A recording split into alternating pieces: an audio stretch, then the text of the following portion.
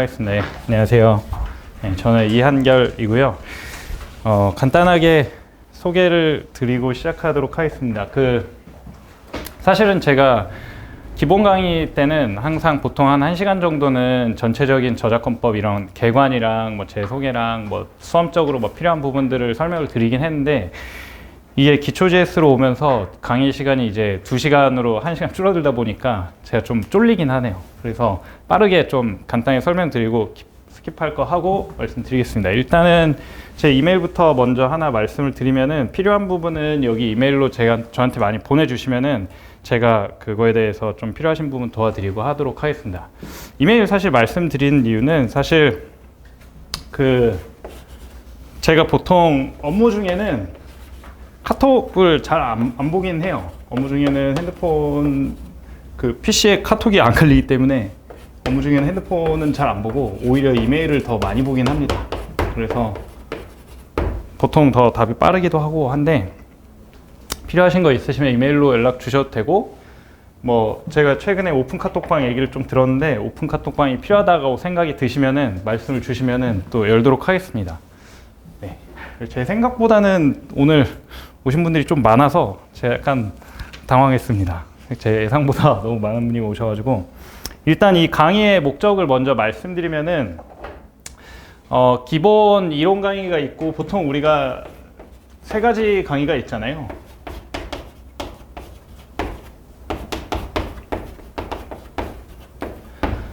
기본적으로 민소나 혹은 특허나 상표 같은 경우는 저는 이거 3개 당연히 다 들으시는 게 좋다고 생각을 합니다. 혹은 기초 JS 뛰어넘고 실전 JS만 듣는 것도 기득분들은 훨씬 좋은 방법일 수도 있다고 생각하고, 물론 기득분들은 이제 이론 빼고 실전만 듣는 것도 방법일 거고요. 근데 이제 그럼 저작권법은 이거를 어디까지 다 들어야 되냐 약간 고민하시는 분들도 있을 거고, 이미 이론 강의는 저작권 짧긴 하니까 이론 강의 아마 이미 온라인으로 듣고 오신 분들도 있을 거고, 혹은 병행하시는 분도 있을 거라고 생각을 해요.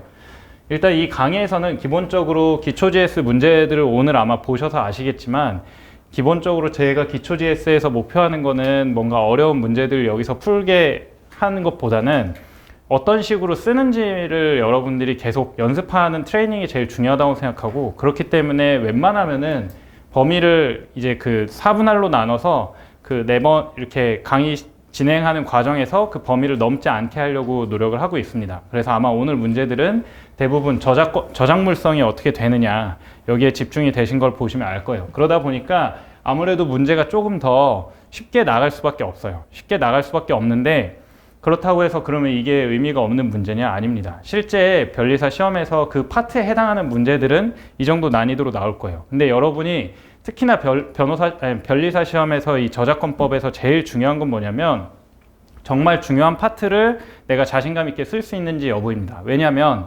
특허나 민소, 상표 같은 경우는 점수가 높아야 돼요. 점수가 높아야 되고, 그렇기 때문에 뭔가 남들이 쓰는 거 다 쓴 다음에 그 플러스로 남들이 좀 못 쓰는 것까지도 내가 어느 정도 일단 써줘야 고득점이 나오는 건데, 저작권법 같은 경우는 결국에는 이 기본적인 부분을 넘어서야 사실 패스 페일 부분이 되는 거고, 거기서 뭔가 여러분이 더 잘 써야 되는 거나 이런 생각을 안 하시는 게 수험적으로는 더 올바르다고 생각을 합니다. 실제로 저도 얼마 전에도 저작권 이제 채점하신 교수님을 만나 뵀었는데, 그분도 하신 얘기가 기본적인 부분들을 너무 못 쓴다. 그래서 그걸 채점하기가 정말 힘들다라는 말씀을 정말 많이 하셨어요.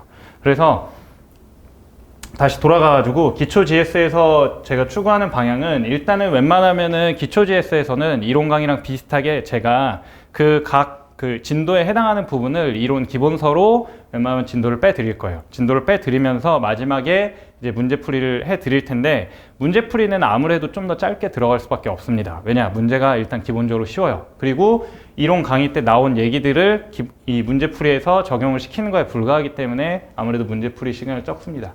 그래서 이론 강의를 사실 들으신 분들은, 저는 기초 JS를 안 들으시는 것도 방법일 수 있다고 생각을 합니다. 근데 그래서 만약에 그러면은 이론 강의 전 들었는데 기초 JS는 패스할까요? 그렇게 물으시면은 저는 반반인 것 같아요. 실제로 자기 공부 스타일에 따라서 가시면 좋을 것 같습니다. 만약에 내가 혼자서 복습을 스피디하게 할 수 있다, 그러면 저는 기초 JS 그냥 패싱하고 바로 실전 JS 들으시거나, 혹은 다른 강사의 기초 JS를 듣는 것도 저는 방법이라고 생각을 합니다. 근데 만약에 내가 이론서를 볼 때 이게 내가 정확한 타임에 못 맞춰서 이렇게 하나하나 너무 꼼꼼히 공부하는 스타일이다. 그렇다면은 저작권은 사실은 꼼꼼히 공부하는 게 그렇게까지 중요한 과목이 아니기 때문에 그냥 기초 GS 때 그냥 빠르게 복습하신다는 생각으로 들으시는 것도 방법이에요. 근데 만약에 이론 강의를 듣고서 기초 GS를 들으러 오셨다면은 저는 이 기초 GS 강의를 너무 많이 복습하지 않으셨으면 좋겠어요. 오히려 지금 시기 같은 경우는 특허나 상표 그 민소에 대해서 좀 더 집중을 하시고 거기에 대해서 좀 더 열심히 시간 투자를 하시고 저작권법은 딱 여기서 쓰고 딱 여기서 강의 듣고 딱 집에 가서 오늘 자기 전에 딱 30분 정도 기초 GS에서 아 내가 이런 여기 글을 여기가 되게 약하구나. 그래서 아 여기를 어떤 부분을 내가 딱 이 부분만 외워서 이거를 최대한 조금 공부하고 쓸 수 있을까라는 거를 복습한 정도로 해서 그냥 3월에는 저라면은 이론 강의를 들으신 분들은 그냥 오늘 하루 딱 들으시고 이제 집에 가서 30분 마저 복습하시고 그리고 딱 주무시는 걸 목표로 하시면 좋을 것 같고요. 그리고 나서 한 수요일이나 목요일 정도에 이제 이번 주에 이제 다음 주가 되겠죠. 다음 주에 이제 나올 기초 GS 문제는 이 정도 범위까지구나. 그러면은 딱 거기까지 정도 복습 한 번만 한두 시간 정도 하시고 저작권법 덮으시고 민소 특상에 집중하시는 걸 목표로 하시면 좋을 것 같습니다. 물론 이제 기득인 분들은 거기서 플러스 중간에 한 주 정도는 이제 3월에도 감을 익히기 위해서 실전 GS 문제 같은 거나 혹은 종전 기출 문제를 한 번 정도 써보시는 건 좋을 것 같아요. 이제 기득분들은 경우에는. 근데 이제 그게 아니고 동차이신 분들은 지금은 이제 저작권법에 너무 많은 시간을 투자하시기보다는 딱 이렇게 이론 강의를 만약에 안 들으셨다면은 기초 GS 오늘 수업 들으시고 집에 가서 30분 복습하신 다음에 이제 그 평일에 한두 시간을 좀만 더 투자하셔가지고 이제 수업에 했던 거 이론 한 번만 복습하시고 그 다음에 다음 시간에 나올 만한 그 파트 부분 이론서를 한번 복습하시고 그 다음에 들어오시면 좋겠습니다. 하지만 지금 시기에 동차분들이 제일 중요한 거는 민소랑 특허 상표예요. 오히려 제 생각에는 만약에 공부 비율로 한다면은 민소 5 그리고 특상의 4 그리고 저작권 한 1 정도. 사실 1보다도 더 낮아도 상관없다고 생각합니다. 왜냐면 결국에 시험에서 좌우하는 거는 민소 특상일 수밖에 없어요. 민소 특상이 공부가 잘 됐는데 저작권이 꽈락으로 떨어진다. 이것도 사실은 문제긴 하지만 그런 경우보다는 민특상이 제대로 안 돼서 시험이 안 될 가능성이 더 높습니다. 그래서 일단은 이렇습니다. 그래서 만약에 이제 이 강의를 이제 오프라인으로 보시는 분이나 혹은 지금 온라인으로 보시는 분이 이거 기초 GS 지금 내가 이거 들어야 되나 말아야 되나 고민한다면 그런 걸 기준으로 한번 잘 생각해 보시면 좋을 것 같아요.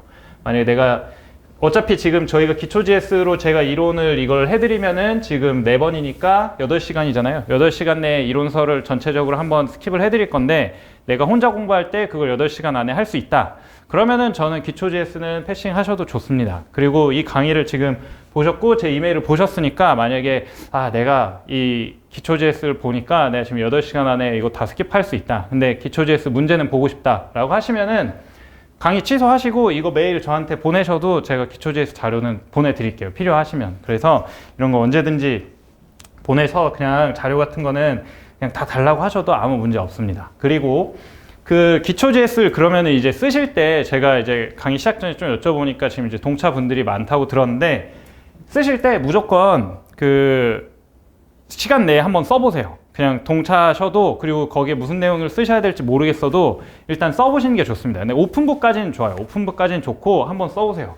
근데 이제 제가 항상 그 옛날에 공부할 때 생각해 보면은 그래도 내가 이거 강의 신청해가지고 채점까지 받는 건데 좀 잘 써서 내고 거기에 대해서 한번 채점 받아보고 싶은데 이거는 솔직하게 말하면 그렇게 좋은 방법은 아니라고 생각합니다. 여러분들이 이걸 써서 저한테 채점을 받는 이유는 사실 채점에는 아무 의미가 없어요. 근데 채점에서 제일 중요한 건 뭐냐면 내가 무언가 잘못 쓰고 있을 때 강사가 봤을 때 그게 뭔가 잘못됐다고 터칭을 해주는 건데 솔직히 말해서 제가 이렇게 제가 이제 강의를 이제 이 저작권법 같은 이제 강의를 수험생 강의를 한 지가 제가 벌써 지금 거의 한 6년이 됐는데 거기서 제가 이건 지금 잘못된 방향이다라고 터칭한 적은 솔직히 말해서 거의 없었어요. 왜냐하면 실제로 대부분 수험생분들이 사실 뭐 이 강의뿐만 아니라 뭐 특상 민에서도 여러 가지 어떻게 쓰라는 코칭을 받으시기 때문에 대체로는 틀리게 쓰시는 분이 없습니다.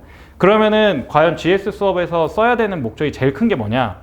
내가 이 시간 내에 쓰는 거를 계속 트레이닝을 해가지고 이걸 여러 사람들이랑 같이 있을 때 좀 긴장감 있게 써서 그걸 실제 시험장에서도 풀어내는 게 중요한 겁니다. 그렇기 때문에 무조건 일단 써보세요. 그리고 만약에 정말 이걸 내가 오늘은 진짜 너무 엉망인 것 같다 해가지고 한 번 더 써보고 싶다, 그래서 그거에 대해서 한번 또 채점을 받아보고 싶다 하면은 이메일로 보내세요. 보내면은 제가 언제든지 간에 언제든 보내셔도 제가 채점은 제 거는 2번 보내시고 3번 보내셔도 그거 보고서 코멘트는 다 드릴 테니까 그런 거에 대해서는 걱정하지 마시고, 일단 만약에 이 강의를 지금 특히나 오프라인으로 들으시는 분들은 무조건 그 1시간에 맞춰서 한번 일단 써보세요. 오픈북까지는 괜찮습니다. 아니면은 되도록이면은 오픈북도 최대한 안 해보고 그 전에 그 파트를 한번 보시고 최대한 한번 법조문만 보시고 한번 써보세요. 써보시고 그 다음에 또 그 다음 주에 오픈북으로 한번 써보신 다음에 저한테 사진으로 찍어서 이메일로 보내주셔도 좋고, 아무튼 무조건 한번 쓰시면서 트레이닝을 한번 해보시는 게 제일 좋습니다. 그리고 그 제일 효과적이에요. 저 같은 경우는 이제 제 시험 생활은 사실 저는 벌써 저는 이제 49기였고요. 그래서 지금 2013년도에 된 거니까 지금 한 약 10년이 벌써 넘어갔는데요. 제가 처음에 공부했을 때가 이제 1차 시험 보고 그 다음에 바로 2차 시험 보고 동차 때 떨어지고 기득권 때 될 줄 알았는데 떨어지고, 사실 이때 심지어 저는 시험 치고 붙을 줄 알고 친구들한테 막 술도 샀습니다. 그랬다가 떨어져가지고 처음에 떨어졌을 때 든 생각이 그거였어요. 친구들한테 뭐라고 얘기하지? 그러고서 이제 그 다음에 1차 다시 보고 그 다음에 2차 해가지고 붙었습니다. 지금이 이제 1차가 끝난 기간이라 여러분들이 아마 1차가 이거 되나 안 되나, 이거 내 2차 공부 직살나게 해봐야 1차 이거 안 됐으면 어떡하지 생각하시는 분도 있을 수 있는데, 이게 참 어려운 건 맞는데 최대한 1차는 이제 잊으세요. 어차피 여러분들은 지금 1차가 떨어져도 1차가 붙어도 2차 시험에 어차피 매진을 해야 됩니다. 그리고 실제 제 동기 중에서는 어떤 분이 있었냐면은 공부를 되게 오래 하신 누나였는데, 그 누나 같은 경우에 1차 시험을 이때 진짜 못 봤어요. 진짜 못 봐가지고 이거는 될 수가 없는 점수였어. 근데 그 누나 그냥 일단 어쩔 수 없잖아요. 그래서 2차 공부를 했는데 그해 제가 붙을 그때 하필이면은 자연과학이 꽈락이 미친 듯이 나왔습니다. 꽈락이 미친 듯이 나왔어. 이때 진짜 아무도 예상하지 못한 커트라인이 나와버린 거예요. 그래가지고 이 누나가, 물론 이제 그것 때문에 잘 안 되신 분도 있지만, 이 누나 같은 경우는 그래서 갑자기 이게 안 될 점수인데 1차가 돼버린 거예요. 그래가지고 이때 붙어가지고 같이 동기가 됐습니다. 그런 분도 있으니까 만약에 이 강의를 보신 분이나 혹은 이 자리에 계신 분들 중에서 나는 지금 1차 점수가 너무 아리까리한데 생각이 드신 분이 100% 있을 수 있는데 어쩔 수 없습니다. 일단은 될 거라고 마음을 믿고 시작을 하시고, 그리고 실제 지금 해가지고 만약에 혹시 이번에 동차신데 지금 1차가 안 된다 그러면은 내년에 이때 한 방을 노리시는 거예요. 그리고 제가 해보니까 이때 한 방에 가는 게 생각보다 엄청 마이너스가 아니에요. 이게 왜 그러냐면은 2차를 한번 하시다가 2차 공부가 제대로 된 상태에서 1차를 들어가시잖아요. 그러면은 1차 공부에 여러분이 되게 지엽적인 부분들을 많이 외우게 되잖아요. 절차적인 것들을. 근데 이게 이상하게 한 기득쯤 오면은 절차적인 게 생각보다 정밀하지 않아집니다. 이게 생각보다 여기서 막 열심히 외우는데 여기서 생각보다 막 중요하지 않은 것들이 꽤 많아요. 근데 이때 한번 다시 1차로 돌아가서 이걸 보다 보니까 이런 절차가 이렇게 된다 하면서 정리가 돼서 오히려 2차도 되게 깔끔하게 잘 써졌어요. 그래서 지금 이 강의를 들으시는 실제로 아마 올해 이제 삼시나 혹은 이렇게 홀수시를 봐가지고 1차랑 동시에 보시는 분들도 아마 쓰시면서 지금은 잘 모르실 수 있는데 한 4, 5월 달쯤 가시면은 이거 내가 1차에 지금 올해 한 게 또 생각보다 도움이 되네 하는 부분도 있으니까 너무 불안해하지 마시고 공부를 하시면 좋겠습니다. 그래서 이런 부분들은 그렇고, 그러면 지금 이미 기초지했으니까 이게 좀 애매하긴 한데, 지금 3월이니까 마지막으로 말씀을 드리면은 선택 과목을 그럼 뭘로 할 것이냐 아직 고민하시는 분들이 저는 있을 거라고 생각을 해요. 아마 이제 1차 끝나신 분들이 꽤 있으니까. 그럼 요새 많이 하는 게 이제 디자인이랑 저작권이랑 이제 공학 과목 중에서는 아마도 회로 이론이 있었던 것 같아요. 그리고 요새는 약간 마이너하게 유기화학. 저 같은 경우는 사실은 이제 변리사 공부할 때 패스 페일이 아니었어요. 저 때는 이 선택 과목들이 모두가 다 경쟁을 하고 거기서 무조건 점수를 높게 찍어가지고 나머지 평균을 끌어올리는 시험이었습니다. 그래서 그때 당시에 1탄은 회로 이론이었고 그때 당시 이타가 유기화학이랑 뭐 나머지가 여러 가지 디자인 보호법이랑 뭔가 경쟁하던 때였어요. 그래서 저 같은 경우는 원래 이제 재료공학부였기 때문에 1년차 때는 처음에는 연력학을 선택을 했습니다. 연력학을 선택했는데 이 당시에 연력학 강사님이 아무도 없었어요. 그 전에 연력학 막 GS 자료 있고 그래서 완전히 말아먹었습니다. 실제로 동차 때 저는 시험장에서 아 진짜 그림 그릴까? 이 생각 진짜 많이 했어요. 더 이상 뭐 할 수 있는 게 없었어요. 시간이 남네. 그래서 그 다음에 이제 유기학을 선택을 합니다. 유기학을 선택을 하는데 이때 그럼 선택 과목을 좀 열심히 했었어야 되는데 솔직히 그때 그렇게까지는 못했어요. 그래가지고 유기학을 좀 말아먹고 그 다음에 마저 유기학을 해서 결국에 이걸 선택을 했어요. 근데 이제 지금은 완전히 다르죠. 지금은 패스페일로 넘어왔기 때문에 만약에 회로 이론을 진짜 전공을 하셨다. 전공을 하셔가지고 전공해서 내가 이거를 공부를 조금만 해도 엔간히 풀 수 있다. 이거는 어떻게 하시면 되냐면 변리사 실제 기출을 한번 풀어보세요. 풀어보시고 내가 거기서 한 절반이 지금 풀린다. 그리고 어느 정도 이해가 간다. 그러면 저는 이거 나쁘지 않다고 생각합니다. 안정적이니까. 근데 그게 아니면 저는 과감하게 포기하시고 이 중에 하나 선택하시는 걸 추천을 드려요. 유기화학은 웬만하면 추천을 드리진 않습니다. 왜냐면 이거는 제가 봤을 때 다른 과목에 비해서 압도적으로 양이 좀 많기는 해요. 물론 이제 내가 유기화학 정말 좋아하고 내가 이거 전공해서 좀 이미 지식이 어느 정도 완숙돼 있다. 그런 분들도 가끔 있어요. 뭐 박사 밟으신 분들이라든지 아니면 실제 뭔가 그 과학고라든지 이런 데서 굉장히 좀 딥하게 공부를 많이 하신 분들, 그리고 꽤 지금도 실력이 꽤 되시는 분들, 그러면은 하지만 그런 특별한 경우가 아니면은 조금 쉽지는 않습니다. 이거 뭐 과목을 비하하는 게 아니라 실제로 양적인 면에서 그냥 객관적인 양만 말씀드리는 거예요. 근데 이제 그럼 디자인이냐 저작권이냐, 이거는 조금 애매해요. 왜냐면 디자인 같은 경우는 1차 때 이미 공부도 어느 정도 돼 있고 감도 있다고 생각이 들고 하기 때문에 저는 뭐 나쁘진 않다고 생각을 합니다. 근데 지금에 와서 이제 저 같은 경우에 이제 두 과목을 다 아는 측면에서는 저 같은 경우는 조금 더 약간의 한 51%의 확률로 저작권법이 좀 더 낫다고 생각은 해요. 그 이유는 저작권법을 개관하면서 일단 말씀드릴게요. 일단 저작권법이 조금 더 외울 게 좀 적고, 그리고 또 외울 게 적다는 얘기는 뭐냐면은 그만큼 틀릴 가능성이 좀 적다는 겁니다. 한마디로 대량 점수를 그냥 까내릴 가능성이 좀 적고, 그래서 패스페일로 할 때는 저작권법이 나름대로 좀 의미가 있는 과목이다라고 생각을 합니다. 물론 뭐 거기서 어떤 강좌를 들을 것이냐, 강사를 들을 것이냐, 뭐 이런 거는 저는 솔직히 말해서 강사님들 뭐 저도 포함해가지고 뭐 다른 저작권이든 디자인 보호법 강사님이든 아마 정말 다 열심히 하실 거예요. 실제로 어차피 뭐 이 강사님들이 대부분 다 변리사분들이나 이러니까 이게 이름 치면 어차피 다 나오잖아요. 그러니까 자기 이름 얼굴 팔아가지고 하는 거기 때문에 다 열심히 하실 거니까 그런 거에 대해서는 크게 걱정을 안 하셔도 좋을 것 같습니다. 그래서 일단은 뭐 강의 그 저작권을 선택하는 거랑 GS까지는 여기까지 말씀을 드리고, 문제보다는 일단은 이론 강의부터 일단 시작하도록 하겠습니다. 일단은 여러분들이 이 저작권을 처음에 알기 위해서는 저작권을 전체적으로 일단 개관을 하실 수가 있어야 돼요. 일단 특허법이랑 저작권법이랑 다른 점들을 여러분들은 계속 파악하시면서 공부를 하셔야 됩니다. 왜 그러냐면 특허법이랑 비슷한 부분은 여러분이 저작권에서는 절대 공부를 안 하시는 게 좋아요. 무슨 얘기냐면 특허법이랑 비슷한 건 특허법에서 외우시고 그걸 저작권에서 말만 조금 다르게 해가지고 쓰시면 됩니다. 최대한 여러분의 공부량을 줄이시는 게 저작권법에서는 수험적으로는 가장 적합하다고 생각이 들어요. 저 같은 경우는 실제로 제가 시험 저작권 관련된 다른 시험을 칠 때는 저는 한 A4로 한 18페이지짜리 이거 가지고서 시험을 쳤어요. 그리고 실제로 제가 강의 저작권 관련해서 책을 처음 냈을 때는 솔직히 말해서 페이지 수가 거의 한 30페이지 정도밖에 안 됐었어요.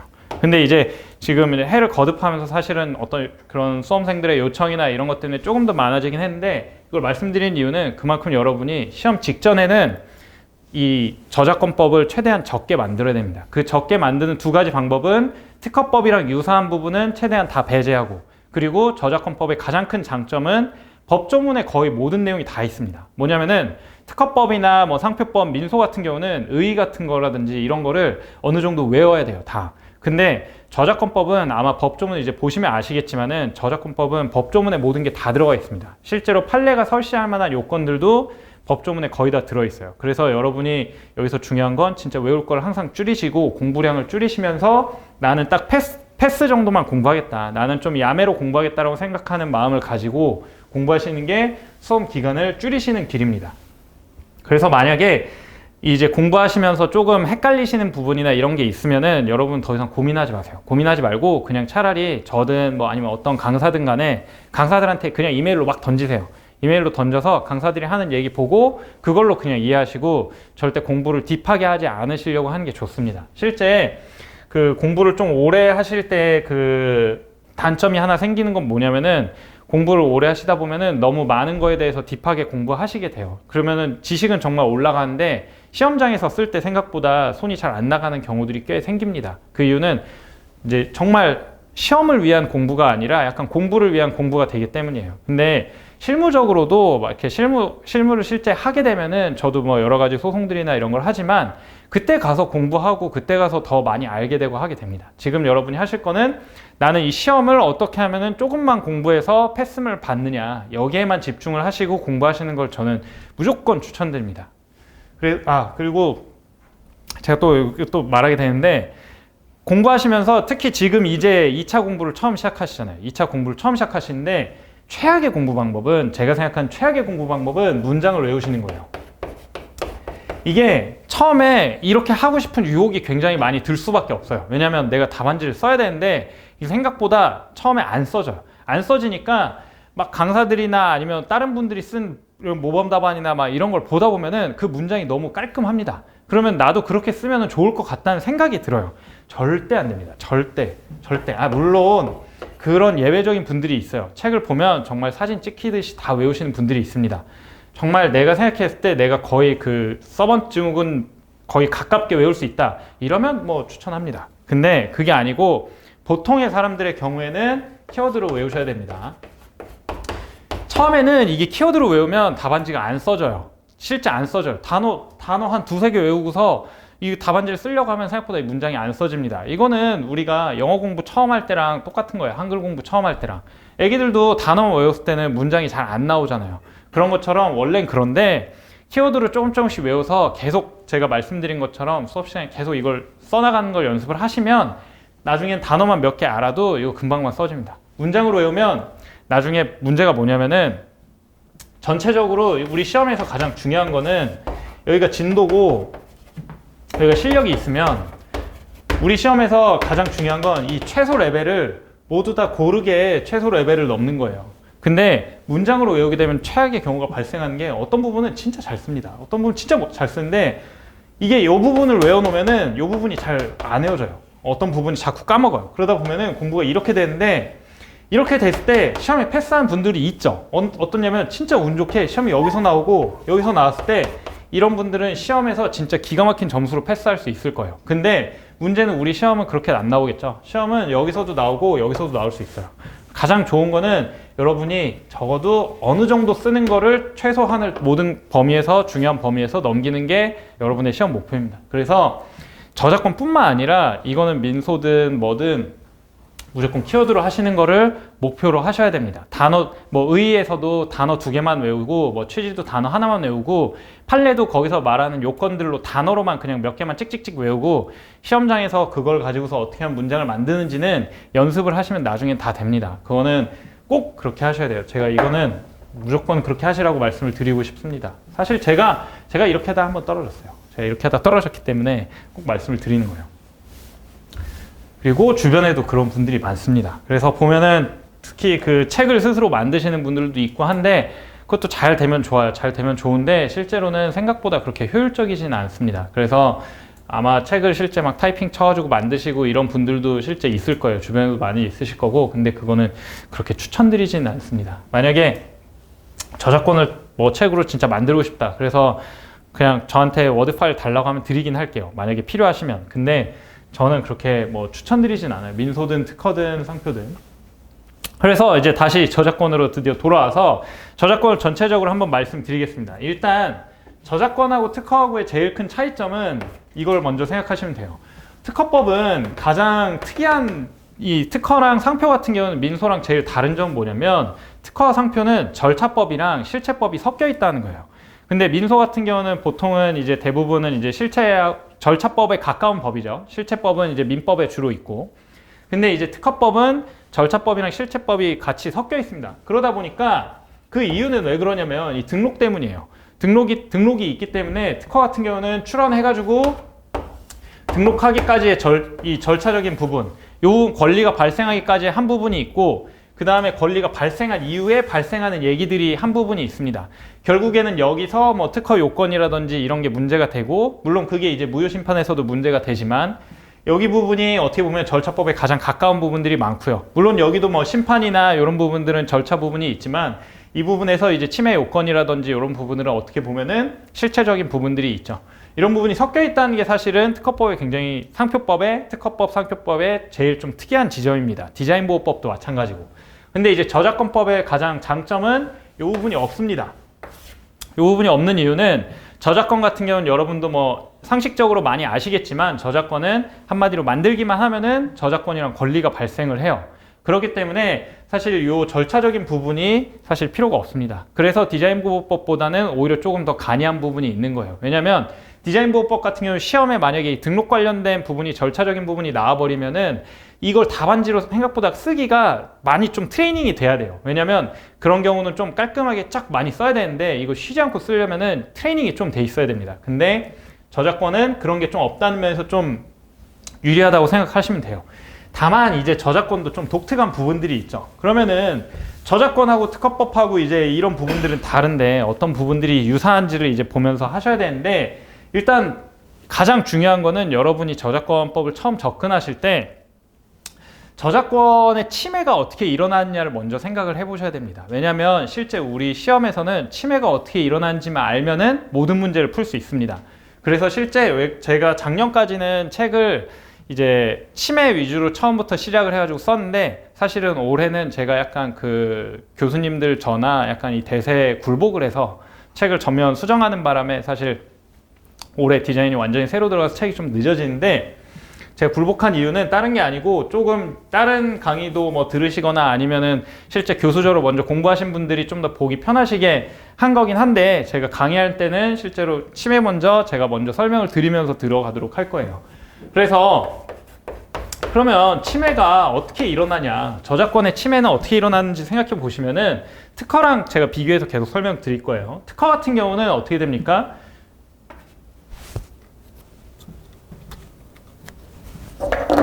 특허 같은 경우는 저 같은 경우는 이렇게 외웠었어요. 유보, 정, 업, 제한.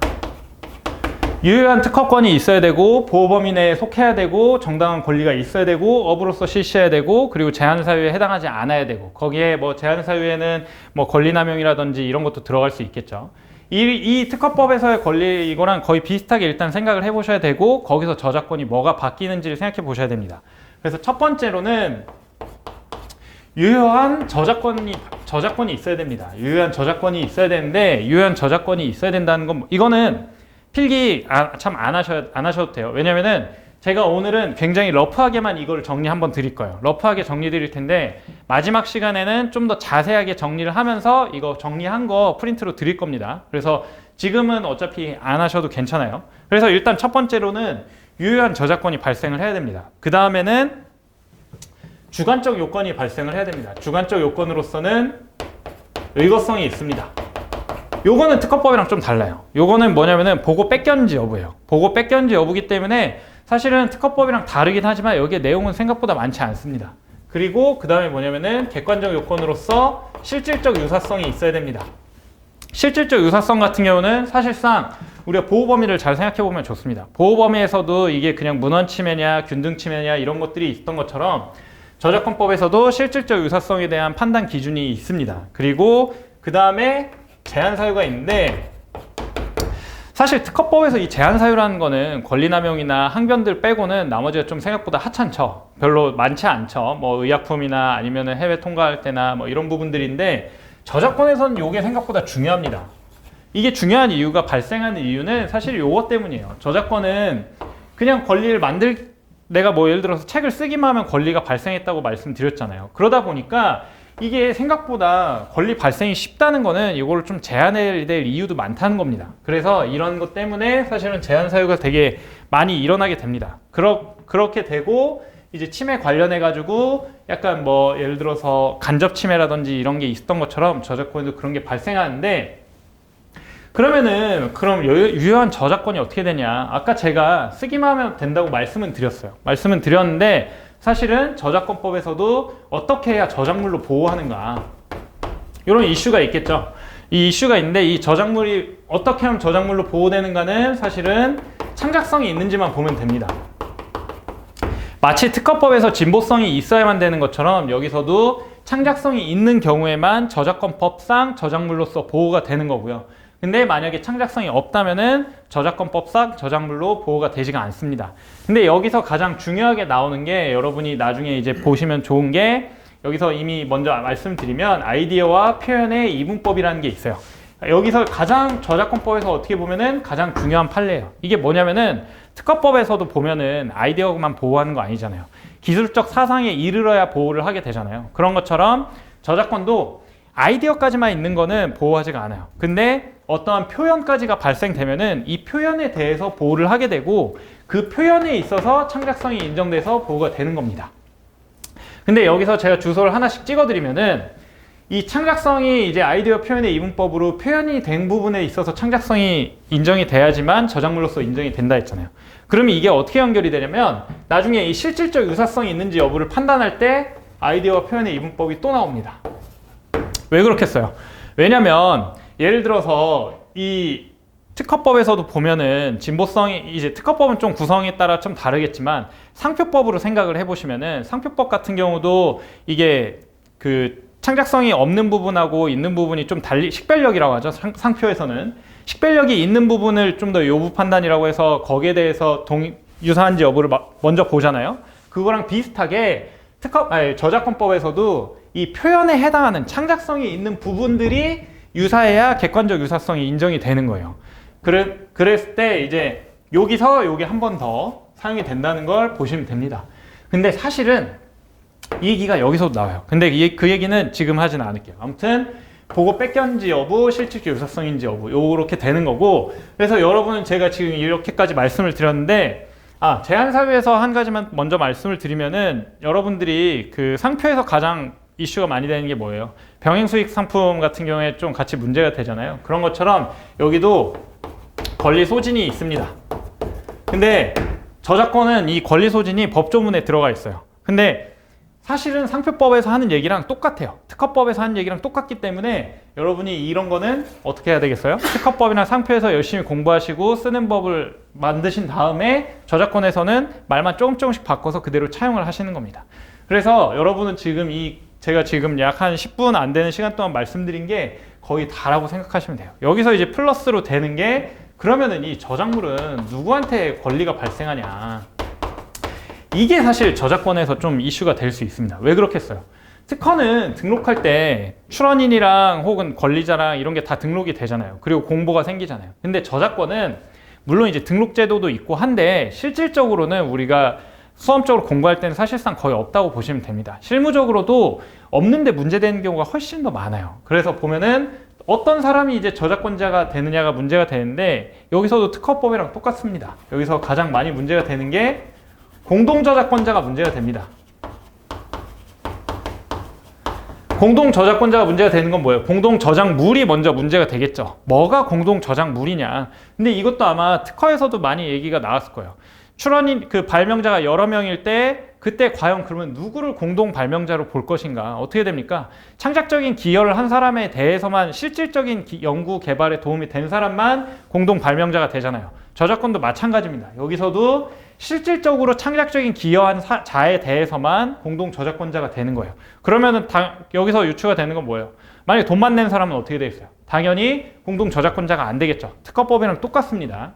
그래서 그런 법리가 계속 유사하다는 걸 보시면 돼요. 근데 여기서 좀 특이한 게 나와요. 뭐냐면 업무상 저작물이라는 게 나옵니다.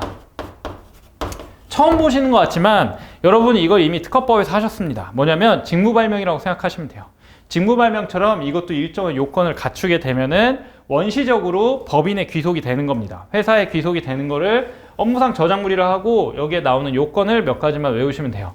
아마 여러분은 다음 시간에 이 공동 저작권자와 업무상 공동 저작물, 그리고 공동 저작권자, 그리고 업무상 저작물, 그리고 업무상 저작물이 되는 요건들에 대해서 아마 시험 문제 푸시게 될 거예요. 그래서 다음 시간에는 적어도 요 요건 정도는 아마 이제 제가 이제 이론서를 드릴 테니까 거기서 요건 같은 걸 한번 보시고 오시면 훨씬 좋겠죠. 그래서 사실은 이제 이게 거의 다고, 여기서 이제 여러분이 플러스로 아셔야 되는 게, 저작권 같은 경우는 저작 재산권이 있고,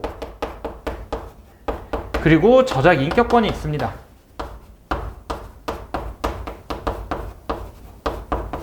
저작 재산권은 뭐 복제권, 전송권, 뭐 여러 개 법조문에 나와 있는 것처럼 분리가 돼요. 근데 판례는 사실은 법조문에 나온 문구, 그 단어 그 자체를 사실은 쓰지 않고 자기 맘대로 얘기를 하는 경우가 있기는 합니다. 근데 판례도 사실은 뭐 예를 들어서 공중송신권이 아니라 그거를 전송권이라고 부른다든지 뭐 여러 가지 말을 다르게 쓸 때는 있지만, 사실은 판례도 법조문을 똑같이 적용하고 있어요. 여러분은 판례에 나오는 그 단어에 신경 쓰지 마시고 법조문이 말하는 권리로 보시면 됩니다. 근데 저작 재산권은 이거는 마치 청구항이라고 생각하시면 돼요. 뭐냐면은 특허 같은 경우는 그 침해 여부를 청구할 때 뭐냐면, 너 내 특허권을 침해했어 라고 하는 게 아니라, 너 내 특허권에 청구항 1항, 2항, 3항을 침해했어, 혹은 너 내 특허권에 청구항 3항을 침해했어, 이렇게 얘기를 하잖아요. 청구항별로 권리가 따로따로 사실은 발생을 하지 않습니까? 그것처럼 저작권도 각각의 권리가 따로따로 발생한다는 걸 생각하시면 됩니다. 저작 인격권도 마찬가지예요. 근데 인격권은 지금 먼저 말씀드리지만 생각보다 간단합니다. 인격권은 3개밖에 없어요. 하나는 성명표시권이 있습니다. 여러분 영화 올라갈 때 보시면 마지막에 안 나오고 나면 크레딧이 올라가죠. 그 크레딧이 올라간 이유는 성명을 표시해주기 위함입니다. 그래서 내 이름을 표시해달라라고 하는데 성명표시권이고, 근데 공표권이 있습니다. 여러분이 어떤 저작물을 집에서 썼어요. 집에서 썼는데 그걸 누가 만약에 뺏어가서 그걸 마음대로 유포를 시킨 겁니다. 그러면 안 되겠죠. 그랬을 때 그럼 공표를 내 맘대로 할 수 있다. 그리고 또 내가 공표할지 말지 혹은 언제 할지도 내 맘대로 할 수 있다가 공표권이에요. 그 다음에 동일성 유지권. 사실은 이 동일성 유지권이 저는 솔직하게 인격권에서 큰 의미를 가지고 있다고 보기가 좀 어렵다고 생각을 해요. 왜냐면 이것 때문에 저작 인격권, 저작 재산권이랑 헷갈리시는 분들이 많습니다. 이 동일성 유지권은 한마디로 이 저작물을 내가 만든 그대로 이용해라고 할 권리입니다. 한마디로 변형을 함부로 하지 말라는 권리예요. 그래서 저작 재산권이 여러 개 있고 저작 인격권 이렇게 3개가 있고, 각각 중요한 판례는 이 정도고, 제한 사유들은 나중에 보시면 아시겠지만은 법조문에 있는 것들을 제가 요건을 분설하는 법을 말씀드릴 겁니다. 그래서 여러분이 이제 앞으로 4번의 강의 동안 외우셔야 될 건 사실 이거 한 바닥밖에 없어요. 이거 한 바닥밖에 없고, 이 주소를 여러분이 계속 잡아가시면서 아, 오늘의 내용은 이거구나. 그러면은 나는 앞으로 쓸 때 침해에 있어서 여러분이 이제 침해를 쓰는 순서는 이렇게 가야 될 거 아니에요? 이렇게 갈 때 아, 지금 공부하는 파트가 지금 이 주소에 있구나. 약간 이거를 계속 머릿속으로 보시면서 가셔야 됩니다.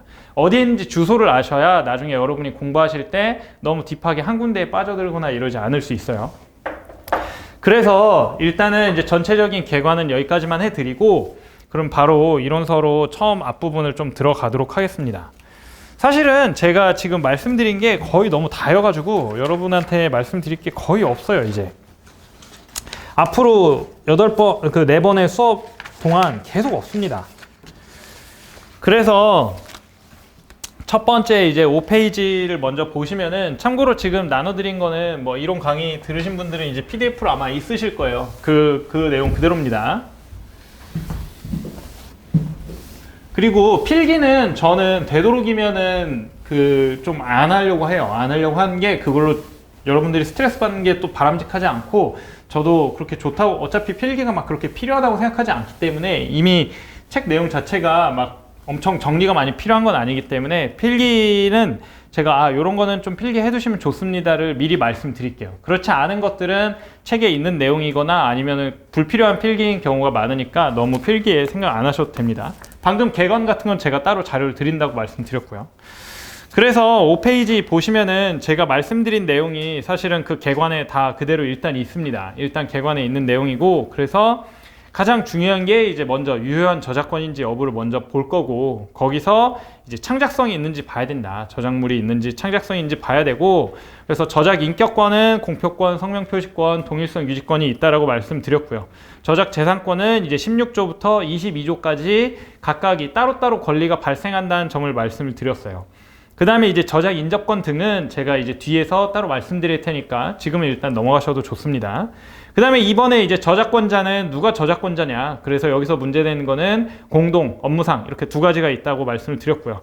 3번은 의거성, 주관적인 요건인데, 의거성은 보고 뺏겼는지를 결국에 보는 거다라고 생각을 하시면 되고, 그 다음에 4번이 객관적 요건으로서 이제 실질적 유사성인데, 사실은 이 객관적 요건이라는 게 결국엔 실질적, 법적 정말 딥하게 공부를 하면은 실질적 유사성 자체만을 보는 건 아니에요. 근데 실제 판례도 대부분은 실질적 유사성 외에는 나머지를 잘 판단할 이유가 별로 없습니다. 그래서 여러분은 그냥 객관적 요건으로서 실질적 유사성이 있다라고 그냥 수험적으로는 그렇게 알고 가시면 좋습니다. 교수자를 보면은 조금 다르게 써 있을 수 있는데 그것까지 여러분이 하진 않으셔도 괜찮아요. 그게 실제 시험에서 문제된 적도 없습니다. 그리고 이제 제한 사유가 되게 중요하다고 말씀드렸고요. 권리구제 방안은 사실 특허법이랑 거의 동일하다고 생각을 하시면 됩니다. 법조문 수만 달라졌고요. 특허법에서는 사실은 제가 생각했을 때 특허법, 민소, 상표는 여러분이 중요한 법조문은 다 외우시는 게 좋아요. 그 법조문 넘버 자체를 뭐 29조, 특허법이면 뭐 29조, 뭐 33조, 44조 이런 것들을 법조문을 그대로 시험에서 외우셔야 됩니다. 왜냐? 시험장에서 그 법조문 펼쳐면서 찾을 시간이 생각보다 별로 없어요. 그거를 그냥 쭉쭉쭉쭉쭉 계속 써나갈 수 있어야 됩니다. 그래서 중요한 법조문은 항상 계속 보시면서 외우시는 게 좋아요. 근데 저작권법은 생각보다 시간이 막 그 정도로 타이트하진 않아요. 그러니까 법조문 수를 외우시기보다는 여러분이 중요한 건 법조문에는 이게 있구나 라고 생각을 일단 아시는 게 중요합니다. 그래서 제가 여기도 보면 내용 설명 별로 없고 법조문은 다 적어놨잖아요. 근데 저작권법을 공부하실 땐 제일 중요한 거는 법조문을 자주 보셔야 됩니다. 법조문을 적어도 제가 오늘 이렇게 강의를 했으면은 제가 강의한 곳에 있는 법조문은 여러분이 법조문 찾아서 읽어보시는 게 정말 중요합니다. 그래도 요새는 정말 좋아진 게, 사실 저 때는 민소는 한글로 돼 있었는데 특허랑 상표는 막 한자로 돼 있었어요. 그래서 특히 뭐 1차 공부할 때 민법 같은 경우는 책이 한자로 돼 있다 보니까 한자를 항상, 저는 한자 잘 못 읽어가지고 밑에다 강의 들을 때마다 그 한자를 한글로 뭐라고 써 있는 게 되게 고역이었습니다. 근데 여러분은 가장 좋은 거는 한글로 지금 돼 있죠. 저작권법은 뭐 원래 한글이었지만 이 법조문을 아무튼 자주 보시는 게 진짜 중요합니다. 법조문이 익숙해지셔야 돼요. 왜냐하면 여러분이 실제 시험장에서 쓸 때 법조문을 안 보고 쓸 이유가 없어요. 그렇기 때문에 법조문을 계속 빨리빨리 보면서 쓰려면은, 그러니까 오픈북을 잘 하려면 그 책을 일단은 자주 봐놔서 익숙해 놔야 됩니다. 안 그러면은 시험장에서 실제 법조문 갑자기 보잖아요.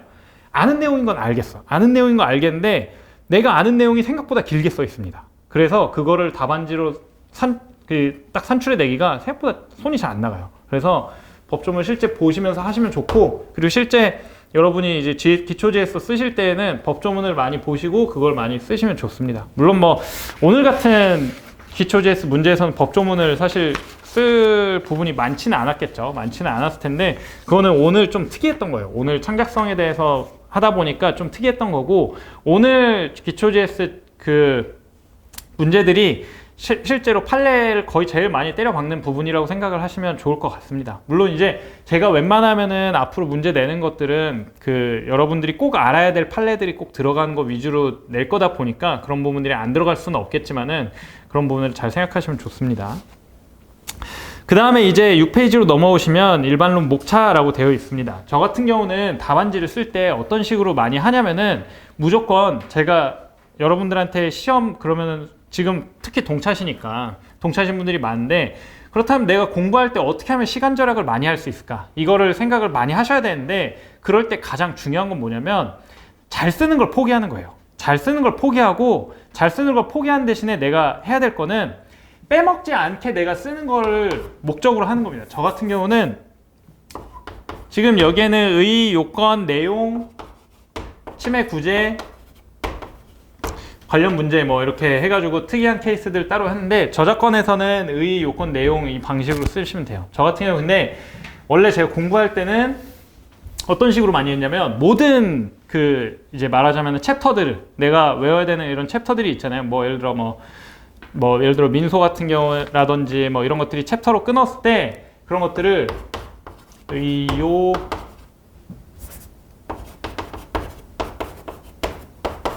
무조건 이 목차에다가 때려 넣었어요. 의, 요건, 절차, 방식, 효과. 그래가지고 어떤 것들은 요건이 되게 중요한 부분들이 있고 어떤 건 절차가 중요한 것들이 있고 뭐 어떤 건 효과가 중요한 것들이 있잖아요. 그래서 모든 걸 그냥 이 목차에 넣었고 만약에 내가 이 목차에 못 때려 넣는 특이한 것들만 플러스를 했는데 그 특이한 것도 그렇게까지 중요하지 않다 하면 버렸습니다. 특히 동차 때는 공부할 때 내가 얼마나 잘 버릴 수가 있는지가 사실 가장 중요해요. 그래서 물론 이게 쓰다 보면은 여기는 요것보다는 이런 식으로 쓰는 목차가 더 깔끔한 걸? 약간 이러면서 그 막 단락마다 그 어떤 그 뭐랄까 어떻게 보면 공부하는 그 묶음마다 목차가 다 달라지는 경우가 있어요. 근데 그거는 정말 이제 나중에 공부가 어느 정도 됐을 때 이게 기본적으로 깔렸을 때 그거를 내가 이게 논리적으로 맞구나가 마음으로 와닿을 때 할 수 있는 거고 여러분 지금 할 때는 웬만하면은 모든 걸 쓰실 때 어떤 본인만의 그 기준적인 목차를 놓고 거기서 여기서는 이거 안 써도 돼 이거 안 써도 돼 이런 식으로 요 챕터는 요거 요 챕터는 요거 뭐 이런 식으로 여러분만의 기준을 하나 세워놓고 거기다 나머지를 다 때려 넣으세요. 그리고서 거기에 맞춰서만 공부하시고 나머지 그냥 버릴 거 버리시고 하는 방식으로 하시면 좋습니다. 그래서 이제 그런 취지로 이제 그 목차가 이런 식으로 이루어져야 된다라고 6페이지는 있는 거라고 보시면 됩니다. 그래서 넘어가 주시면은 이제 7페이지 저작권의 개념이라고 나옵니다. 저작권의 개념인데 1페이지 뭐 1번, 2번은 뭐 그냥 그 이 부분만 보세요. 그 저작권의 개념의 세 번째 줄의 마지막 부분에 문화의 향상 발전을 목적 해가지고 저작권법 1조가 나와 있죠. 요거는 외우시는 게 아닙니다. 1조에 나와 있는 내용이에요. 그러니까 1조에 이런 게 있구나 라고 아시면 돼요. 근데 문화 향상 발전 이 정도는 외우시면 좋은 게 만약에 여러분들이 취지를 잘 모르겠어요. 그러면은 솔직하게 모든 의 취지 쓰실 때 모든 취지에다가 그냥 다 문화 향상 발전 목적이라고 다 때려 넣으세요. 중복해서 쓰셔도 돼요. 여러분은 지금 그러셔도 됩니다. 안 쓰는 것보단 나아요. 그리고 실제로 중복해서 써도 생각보다 뭐 그렇게까지 이상하지 않아요. 왜냐 1조 실제 그 저작권법의 목적이 맞잖아요. 여러분은 지금 정말 이쁘게 쓰실 생각을 하지 마시고 기초재수 지금 들으시는 분들은 특히나 이쁘게 쓰실 생각보다는 빼먹지 않게 쓰는 걸 목적으로 하시면 좋습니다. 그래서 그 국제적 보호 나오는데 요거는 뭐 한번 읽어보시고 그냥 구색 맞추기로 제가 넣어놓은 거고 만약에 정말 내가 고수가 됐을 때 이런 거 멋있게 하나 쓰고 싶다 할 때 그냥 참고해서 머릿속에 떠오르면은 쓰는 목적으로 하는 겁니다. 그래서 지금 만약에 처음 보시는 분들은 2번에다가 그냥 X를 쳐놓으셔도 돼요. 나중에 시험 공부하시면은 보실 필요가 없는 부분이에요. 그 다음에 이제 바로 넘어가서 저작물로 넘어가도록 하겠습니다. 저작물 해서 저작권법의 보호 객체 해서 나오게 됩니다. 보호 객체 보시면은 저작물의 의 제2조 1호 있습니다. 제가 앞으로 공부하면서 별표를 이제 말씀을 드릴 텐데 별표는 제가 하나부터 0개부터 한 3개 정도까지 있어요. 물론 이제 제가 계속 이제 판례 같은 거랑 이런 걸 보면서 그 해에 맞춰서 그 달에 맞춰서 사실 3개, 2개, 1개 요게 솔직히 말씀드리면은 제가 책에 표시는 해놨지만 조금씩 바뀔 수 있습니다. 하지만 그게 의미는 없어요. 제가 말씀드리는 게 별표를 한 거 안 한 거 요 차이 정도랑 이거는 좀 안 보셔도 될 것 같아요. 이런 부분들 중요합니다. 근데 아무튼 제가 별표는 그때 그 달마다 제가 계속 판례들이 뭐가 나오는지랑 이런 걸 계속 체킹하면서 보다 보니까 조금 달라질 수는 있지만 그거는 제가 왜냐면 이론 강의 들으신 분들이 왜 별표가 저번에 3개였지? 약간 이렇게 느끼실까봐 그렇긴 한데 그건 제가 새로 판례들 보면서 요새 왠지 이게 좀 더 판례가 좀 더 쌓이네 약간 이런 느낌이 들 때는 그런 건 조금씩 바꿀 수는 있습니다. 미리 양해를 드릴게요. 그래서 저작물의 의의 나오는데 요거는 2조 1호가 워낙 중요합니다. 2조 1호가 워낙 중요하기 때문에 저작물의 그 보호 객체 여기 제1장에다가 별표 3개를 쳐주세요. 제1장에다가 별표 3개를 쳐주세요. 그래서 저작물의 의의 나옵니다. 저작물이란 인간의 사상 또는 감정을 표현한 창작물을 말한다. 제2조 1호가 나와 있습니다. 여러분이 앞으로 저작권법을 공부하실 때 제일 중요한 법조문을 제가 하나 꼽으라고 한다면 제2조를 저는 꼽을 거예요. 왜냐하면 제2조에는 온갖 정의 규정이 다 들어가 있습니다. 온갖 정의 규정이 다 들어가 있다는 건 거기에 여러분이 앞으로 써야 될 의의가 다 적혀 있다는 거예요. 그러니까 앞으로 여러분이 컨닝 페이퍼로 제일 많이 보셔야 되는 부분이고 근데 문제가 있다면 이 의의가 생각보다 길어요. 그러다 보니까 수험적으로 이거를 다 쓰기보다는 이 의의를 보시고 이거를 요약해서 쓰시는 게 중요합니다. 그런데 이걸 요약해서 쓴 걸 물론 나중에는 많이 쓰시다 보면 이거 다 외워져요. 외워지는데 처음부터 이걸 의의를 하나하나 짧게 이걸 문장으로, 제가 문장으로 공부하지 말라고 말씀드렸잖아요. 그 문장을 하나하나 외우시기보다는 항상 보고 쓰세요. 보고 쓰면서 최대한 이거를 좀 내가 이렇게 커팅하면서 쓸 방법이 없나 하면서 계속 그런 식으로 트레이닝을 계속 해보세요. 근데 그거를 커팅한 거를 외우려고 하시지 말아야 됩니다. 그건 정말 시간 아까운 일이에요. 실제 만약에 그걸 외우면은 나중에 내가 시험장 가가지고 그 문장이 생각이 안 나면 이거 줄이는 게 안 돼요. 그래서 여러분은 제가 쓴 답안지에서도 아마 그런 것들을 뭔가 줄여서 쓴 것들이 있을 텐데 제가 쓴 답안지의 방법대로 쓰지 마세요. 이거 이쁘게 쓴다고 점수 더 올라가지 않습니다. 뭐 넣었나 안 넣었나 이게 중요한 겁니다.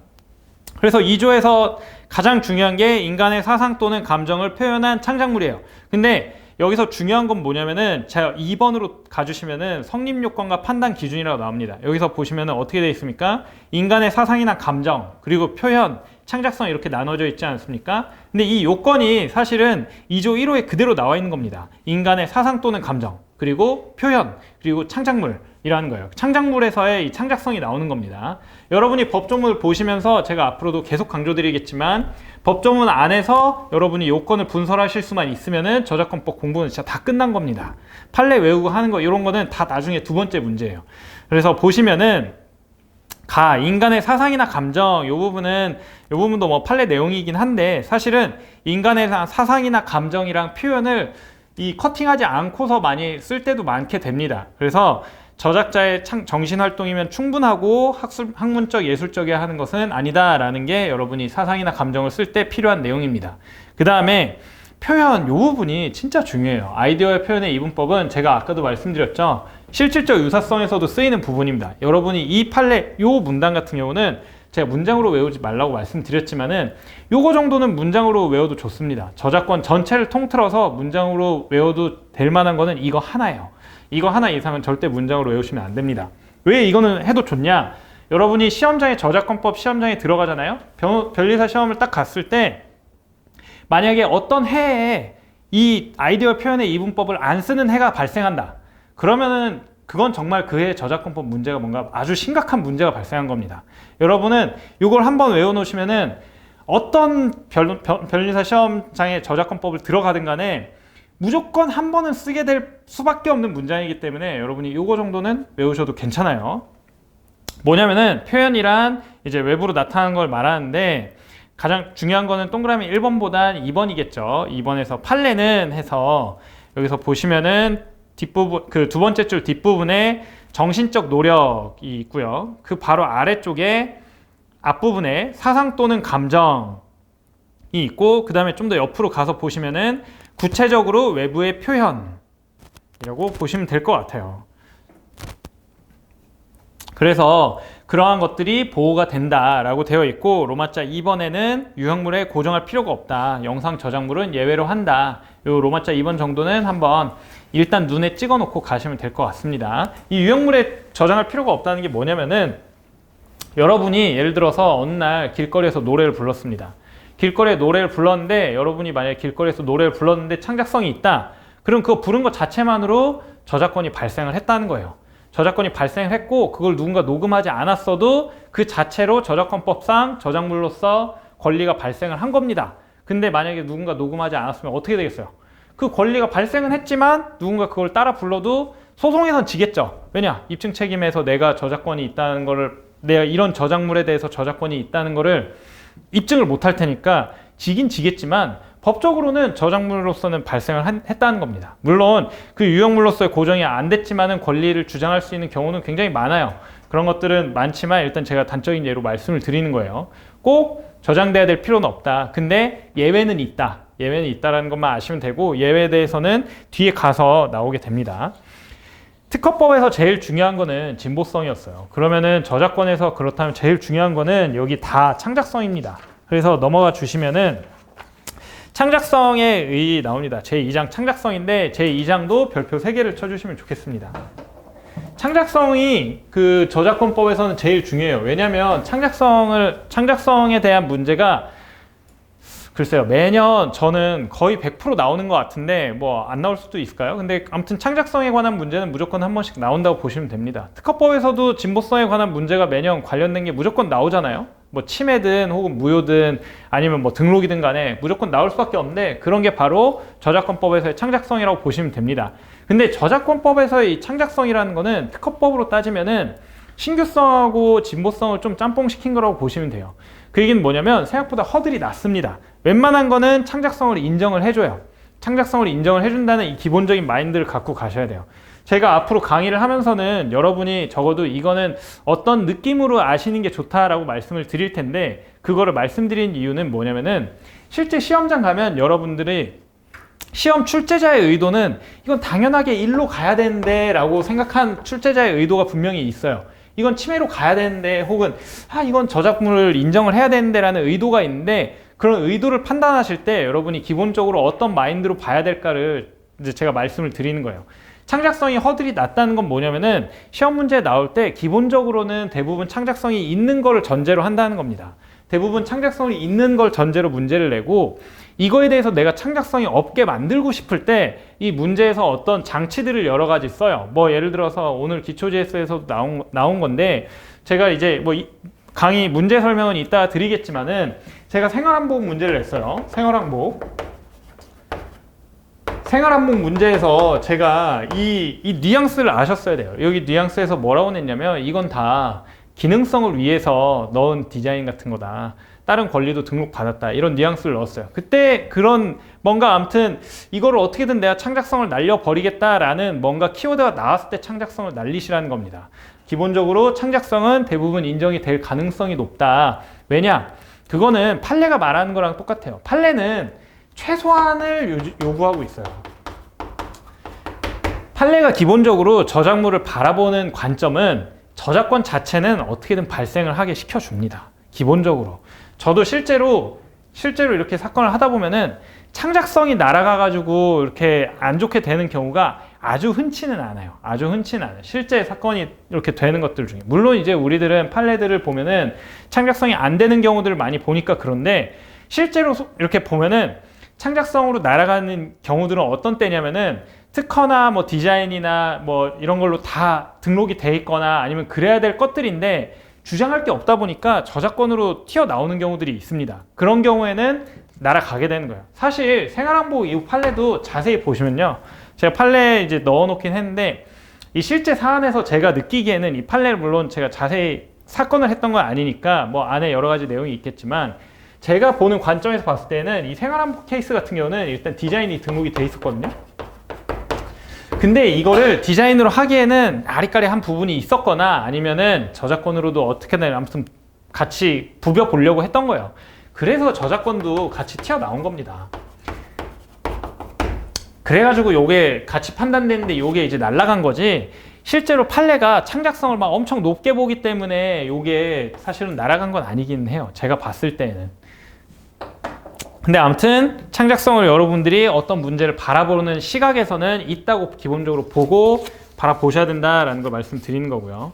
그 다음에 이번 이론적 근거가 나옵니다. 사실 민소는 여러분이 이론적 근거 학설 있잖아요. 긍정설, 부정설 이런 거를 많이 외우시게 될 거예요. 실제로도 상당히 꽤 중요한 부분들도 있고. 근데 저작권은 이론적 근거에 대해서 아실 필요가 별로 없습니다. 실제로 사실은 저라면은 이 이론적 근거도 지금 동차시면은 그냥 제끼시는 게 좋을 것 같아요. 제끼시는 게 좋은데, 이론적 근거, 뭐 이론적인 아마 이런 학설이 저작권 제 책에서는 물론 다른 책에서 더 많은 경우들도 있을 거고 뭐 의미가 있으니까 당연히 강사님들이 넣어놓은 거지만, 제 책에서는 아마 제가 지금 숫자가 아리까리한데 지웠다 넣었다 하다 보니까 한 3개 정도밖에 안 될 겁니다. 그래서 만약에 굳이 그래도 보시고 싶다 하면은 그냥 이름 정도만 외워두시면 좋을 것 같아요. 근데 그나마도 저라면은 그 이론적 근거는 저는 실제 수험 공부할 때는 이런 건 그냥 공부 안 했습니다. 그래서 말씀만 드리면은 노동이론은 이게 한마디로 이게 저작권이 왜 발생하면서부터 권리를 부여하냐, 이거는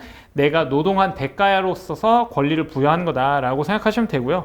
유인이론은 한마디로 권리를 줘야 누군가가 저작권을 발생시킬 거 아니에요. 그러니까 그런 권리 발생으로서 저작물을 유인하기 위한, 저작물 생성을 유인하기 위한 목적이다라는 게 유인 이론입니다. 그래서 판례는 유인 이론 입장으로 보인다라는 정도만 아시면 됩니다. 실제로는 여러분, 저는 판례를 진짜 여러 개를 보면서 절대 유인 이론이나 노동 이론을 본 적도 없어요. 이거는 정말 학술적인 부분이기 때문에 정말 창작성을 만약에 정말 그 단문으로 나온다 할 때나 쓸 내용이지, 실질적으로는 여러분이 거의 이거는 뭐 쓸 일이 없다고 보시면 됩니다. 3번 요건으로는 독자성 및 최소한의 독창성이 인정돼야 된다라고 되어 있는데, 뭐 실제 요건을 쓰실 일은 많지 않을 거고요. 요건이 여기 로마자 1번은 별로 안 중요하고 로마자 2번이 좀 중요합니다. 로마자 2번인데 2번에 보시면은 제가 밑줄을 요거는 좀 길게 쳐놓긴 했습니다. 그래서 완전한 의미의 독창성이 아니다. 그래서 완전한 의미의 독창성이 아니고, 그 두 번째 줄 중간에 보시면은 독자적인 사상 또는 감정의 표현을 담고 있으면 족하다. 그리고 보시면은 그 두 번째 줄에 세 번째 줄에 가운데 보시면요, 나름대로의 정신적 소산이라고 보시면 되고, 그 마지막에 구별이 되면 충분하다고 합니다. 그래서 제가 이제 뭐 이걸 하나하나 다 항상 해드리진 않을 텐데, 오늘 첫 시간이니까 말씀드리면, 이런 판례 같은 경우는 저라면 이런 식으로 외울 거예요. 이거를 문장으로 외우시지 말라는 게 어떤 의미냐면, 완전 독창성 X, 그리고 보시면은 독자적 사상 감정, 뭐 족하다는 말을 저는 판례가 했으니까 마음에 든다 하면은 족, 그리고 마지막으로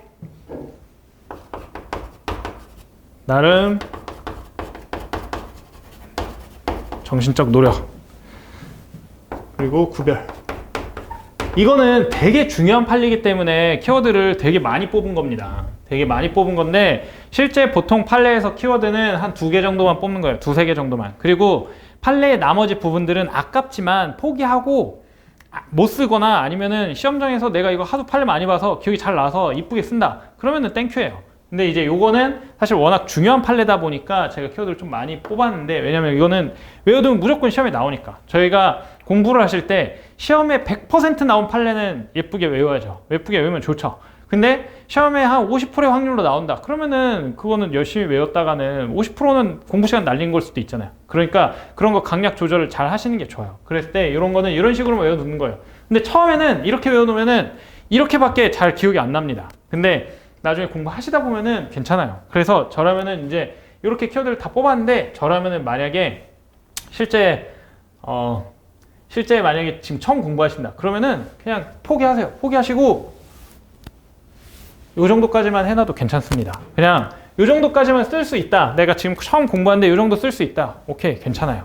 실제 시험장에서 이 정도만 써도 저는 솔직하게 말해서 모든 파트에서 요 정도만 다 쓸 수 있어요? 그러면 무조건 패스 가능하다고 생각합니다. 여러분이 공부하실 때 그런 식으로 최소화 시키시면서 어디까지 해야 내가 패스할 것인가만 잘 생각하세요. 많이 공부하고 잘한다고 해서 정말 중요한 게 아닙니다. 수험은 무조건 여러분이 패스하시는 거잖아요. 그래서 그렇게 생각하셔야 됩니다. 그래서 구체적인 검토 나오는데, 이 구체적 검토는 제가 뒤로 가면서 나중에 한 번 더 이건 자세히 말씀을 드리겠습니다. 그 다음에 이제 5번 창작성이 인정되지 않는 저작물의 보호라고 합니다. 이거는 뭐냐면은 제가 아까 말씀드렸는데, 창작성이 있는 게 있어야 저작권법상 저작물로서 보호된다고 말씀드렸잖아요. 근데 그렇다고 해서 저작물이 아닌, 저작권법상 저작물이 아니지, 그게 어떤 예를 들어서 뭐 소설책이 아닌 건 아니잖아요. 그래서 그런 경우에는 어떻게 되냐 할 때는 이제 부정경쟁 방지법이 있는데, 이런 거는 제 생각에 이거는 제가 사실은 다른 시험에 단문으로 나와서 이렇게 넣었는데, 이거 그냥 X 쳐놓으세요. 지금은 특별하게 기초JS 단계에서는 보실 필요가 없습니다.